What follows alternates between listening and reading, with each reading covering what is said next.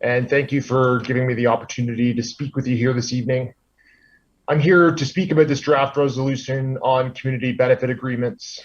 The resolution calls on the region to put in place a targeted hiring initiative as a contractual requirement on all construction tenders valued at more than $1 million.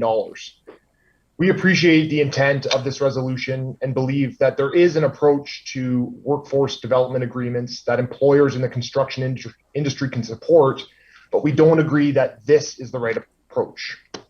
I've worked in the field as a road builder, and I have been working for the Road Builders Association and the Sewer and Water Main Contractors Association for more than 10 years now. And it's important to understand that there are very stark differences between the different construction sectors.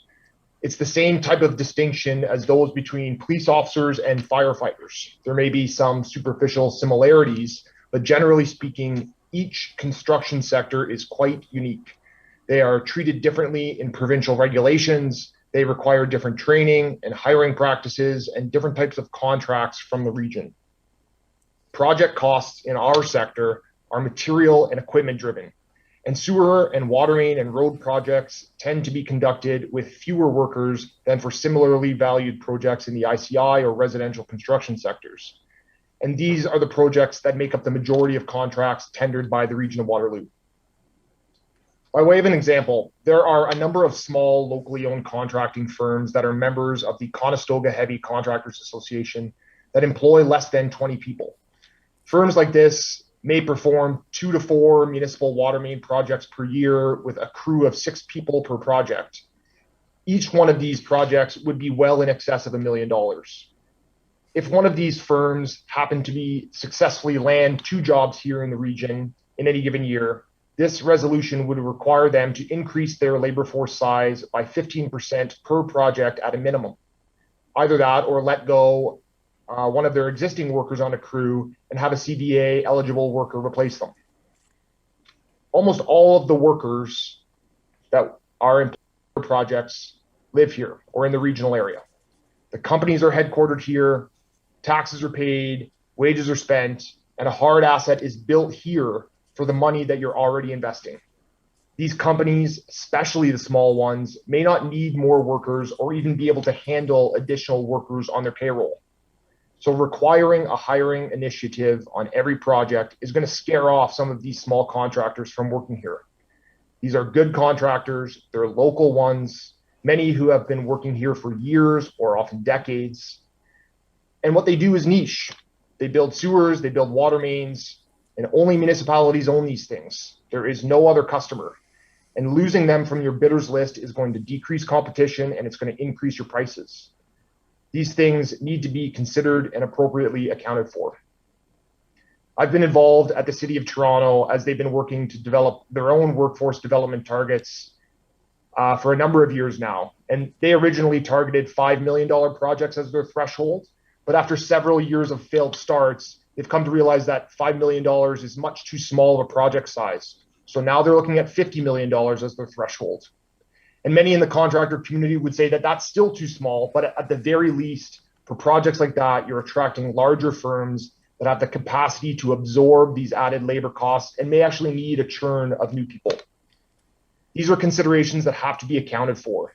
It's very important to take a measured approach and to get this right. You need to understand the costs, the potential impacts on bidding, the impacts on local employers and on workers, and on the real needs and interests of people that actually want to work in construction.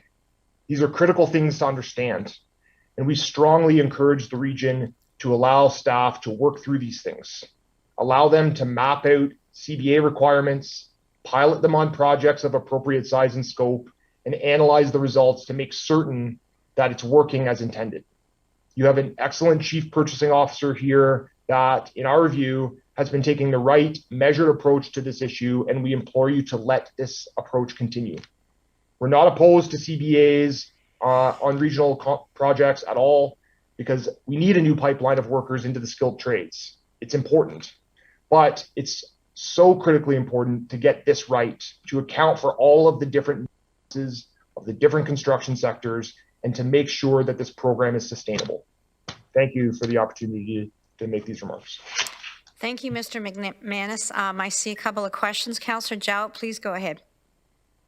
Thanks, Chair Redmond, and thank you to the delegation, and so finding some great points here. I did not represent a municipal sector when I had my own business in the search industry, but I always came from a best candidate at the time approach to fulfillment of such roles that I did look after.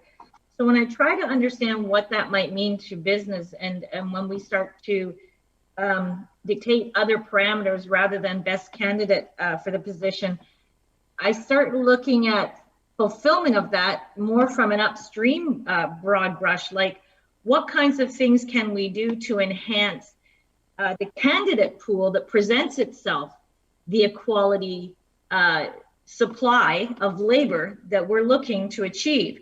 And so in my opinion, things like Conestoga College and their skilled trades training, and I know that our economic development staff here, I'm not sure if Matthew Chandy's here, but I know he's done some great work with reskills and skills development in our post-COVID recovery initiatives to be able to draw some conclusions of skill enhancement for sort of pivoting labor into the places where we need them the most, inclusive of the ones who've been hit the hardest when it comes to the Indigenous communities and of course females.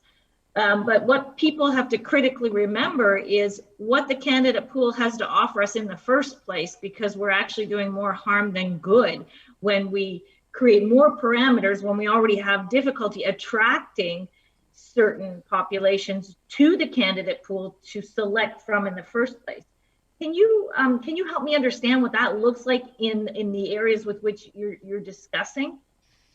Yeah, I mean, generally speaking, we think the best investment that can be made here is in skills development and recruitment. And there are community groups and labor organizations and the region itself that can participate in this process. There are certainly jobs in the construction industry. There's a need for individuals, but trying to sort of shoehorn it onto every project just isn't the way to do it. A good investment is to broaden the pool by working with your local community groups and creating training and skills development opportunities for them, and then with skills training, there are going to be lots of opportunities in the construction industry to work. It's it's a growing industry. The region invests a tremendous amount of money every year in infrastructure, as do many of the surrounding municipalities. But it's that necessary step of the front end supports that a lot of these people need, and the skills development and training that they need in order to get the work. There are job opportunities, but saying on this project, that project, without even knowing the contractor that's going to land that project, it makes it really difficult. It makes it a really difficult prospect, to ensure that there's going to be an employment opportunity there. And so if you can indulge